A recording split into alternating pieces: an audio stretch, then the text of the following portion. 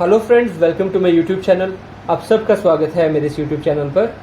आज की इस वीडियो में हम जूनियर जुडिशियल असिस्टेंट DSSP के टियर 2 जो डिस्क्रिप्टिव टेस्ट है उसमें एसए की क्या स्ट्रेटजी रहे, कैसे एसए प्रिपेयर करना है, एसए का फॉर्मेट और कंटेंट बिल्डिंग, तो इन सब चीज़ों के ऊपर आज हम बात करने वाले हैं।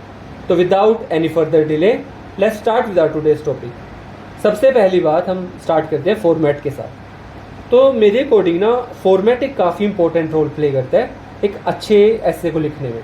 अब ये चीज़ मैं इसलिए बोल रहा हूँ कि मान लो मैंने ना एक प्रॉपर फॉर्मेट फॉलो किया एंड उसके अकॉर्डिंग मैंने अपना एसे लिखा।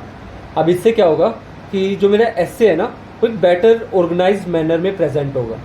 तो इसलिए एक अच्छा फॉर्मेट होना काफ़ी इंपॉर्टेंट है मेरे अकॉर्डिंग।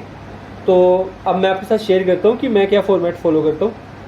कि जैसे हमारे पास ना 300 वर्ड्स का एसे लिखना है, तो अप्रोक्सीमेटली 3 पेज हमें लगेंगे अपने एसे को लिखने के लिए।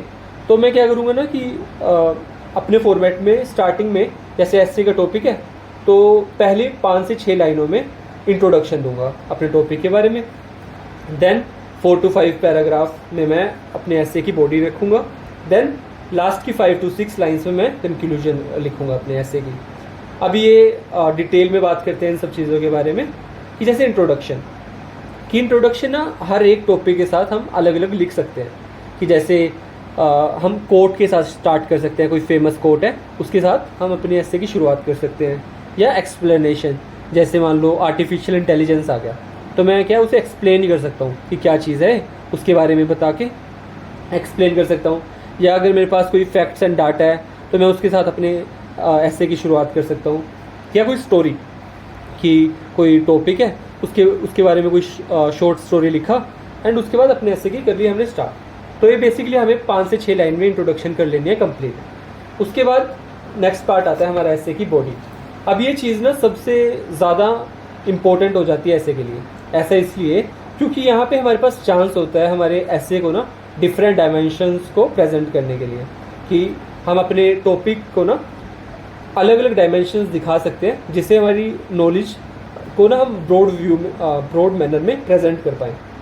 कि जैसे एग्जांपल से मैं बताता हूँ कि जैसे मान लो क्लाइमेट चेंज का टॉपिक है तो मैं क्या करूँगा, सबसे पहले अपने बॉडी वाले पार्ट में स्टार्टिंग की 4 से 5 लाइनों में मैं स्टार्ट में लिखूँगा कोज और रीजंस कि क्लाइमेट चेंज की क्या कोज हैं, क्या रीजंस हैं। अब 4 से 5 लाइन में ये हुआ तो नेक्स्ट पैराग्राफ स्टार्ट कर दूंगा उसके बाद में। अब इस नेक्स्ट पैराग्राफ में मैं लिखूंगा कि क्या क्या इफ़ेक्ट्स हैं इसके। अब इसके बाद नेक्स्ट पैराग्राफ में मैं लिखूंगा स्टेप्स लिखूंगा कि कैसे हम रिड्यूस कर सकते हैं।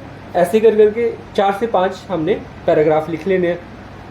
तो ये कंप्लीट करके ये लिख के हमारा कंप्लीट हो जाता है एसे की बॉडी। अब इसके बाद क्या है, नेक्स्ट जो हमने पैराग्राफ लिखना है उसमें हम लिखेंगे अपने एसे की कंक्लूजन। इसमें 5 से 6 लाइन में हम इसको कर देंगे कंप्लीट। अब ये तो रही फॉर्मेट की एसे को किस फॉर्मेट में हम लिख सकते हैं। अब नेक्स्ट बात, कैसे प्रिपेयर करें या क्या स्ट्रेटजी रखें। अब मेरे हिसाब से ना जो डिस्क्रिप्टिव टेस्ट होते हैं उसमें एक सबसे इम्पोर्टेंट चीज़ होती है फॉर्मेट के साथ साथ कि हम ज़्यादा से ज़्यादा लिखें, कि राइटिंग हमारी काफ़ी इंपॉर्टेंट होती है। तो हमें क्या करना है, अब से लेके जब भी हमारा एग्ज़ाम आएगा ना हमें डेली 3 से 4 पेज लिखना है। अब कुछ भी चीज़ हम लिख सकते हैं, जैसे हमारे डेली टारगेट्स कि कोई एग्ज़ाम है तो हमें उसकी क्या स्ट्रेटजी बना रहे हैं तो हम उसको लिख सकते हैं। या कोई स्पोर्ट आपको पसंद है उसके बारे में लिखो। बस बेसिक बात ये है, आपने लिखना शुरू करना है। अब ये करके हमारी प्रिपरेशन स्टार्ट हो सकती है। एंड उसके बाद क्या, कंटेंट बिल्डिंग। अब कंटेंट बिल्डिंग के लिए हमें सबसे ज़्यादा हेल्प करता है न्यूज़पेपर। तो हमें क्या करना है, न्यूज़पेपर रीड करना है, उसमें एडिटोरियल्स को अच्छे से रीड करना है। जैसे अब एडिटोरियल से भी हमारी राइटिंग प्रैक्टिस हो सकती है। जैसे कोई एडिटोरियल है, आपने एक बार रीड किया उसे, अब रीड करके ना 5-10 मिनट बाद अपनी कॉपी खोलो और उसको ना अपने वर्ड्स में समराइज़ करो कि हाँ अच्छा आपने क्या पढ़ा था। उसको ना जैसे ऐसे वाले फॉर्मेट में लिखने की ट्राई करो। इससे क्या होगा, आपकी ना प्रैक्टिस बनेगी।